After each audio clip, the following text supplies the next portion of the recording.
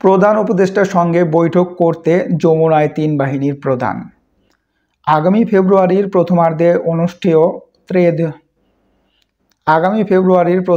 অনুষ্ঠেয় ত্রয়োদশ জাতীয় সংসদ নির্বাচনে যেন নিশ্ছিদ্র নিরাপত্তা বজায় থাকে এবং নির্বাচন যেন শান্তিপূর্ণভাবে অনুষ্ঠিত হয়, সেই বিষয়ে সব ধরনের প্রস্তুতি নিতে ৩ বাহিনীর প্রধানকে প্রয়োজনীয় নির্দেশনা দিয়েছে প্রধান উপদেষ্টা প্রফেসর মোহাম্মদ ইউনূস।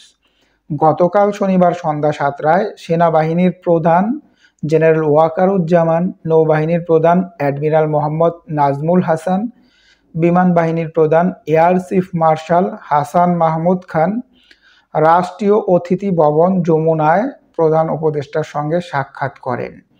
এই সময় জাতীয় নিরাপত্তা উপদেষ্টা ডক্টর খলিলুর রহমানও উপস্থিত ছিলেন। প্রধান উপদেষ্টার প্রেস উইং জানায়, বৈঠকে জাতীয় নিরাপত্তার পাশাপাশি দেশের আইন শৃঙ্খলা রক্ষায় সামরিক বাহিনীর সদস্যদের কঠোর পরিশ্রমের জন্য সাধুবাদ জানান প্রধান উপদেষ্টা। তিনি বলেন, গত ১৫ মাসে সেনাবাহিনী সহ সব বাহিনীর সদস্যরা দেশের আইন শৃঙ্খলা রক্ষায় অত্যন্ত কঠোর পরিশ্রম করেছেন।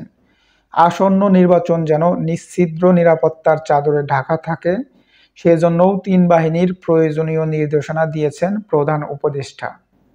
প্রধান উপদেষ্টা বলেন, ফেব্রুয়ারির প্রথমার্ধে অনুষ্ঠিত নির্বাচন অবাধ, সুষ্ঠু, নিরপেক্ষ ও শান্তিপূর্ণ এবং উৎসব মুখর করতে অন্তর্বর্তী সরকার প্রতিশ্রুতিবদ্ধ।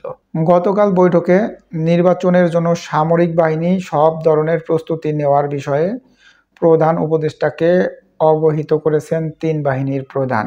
নির্বাচন ঘিরে আইন শৃঙ্খলা রক্ষায় ৯০,০০০ সেনা সদস্য, ২৫০০-এর বেশি নৌবাহিনীর সদস্য এবং ১৫০০-এর বেশি বিমান বাহিনীর সদস্য মোতায়েন থাকবে। প্রতিটি উপজেলায় ১ কোম্পানির সেনা মোতায়েন থাকবে। বৈঠকে আগামী ২১ নভেম্বর সশস্ত্র বাহিনী দিবসে আয়োজিত প্রধান উপদেষ্টাকে আমন্ত্রণ জানান ৩ বাহিনীর প্রধান।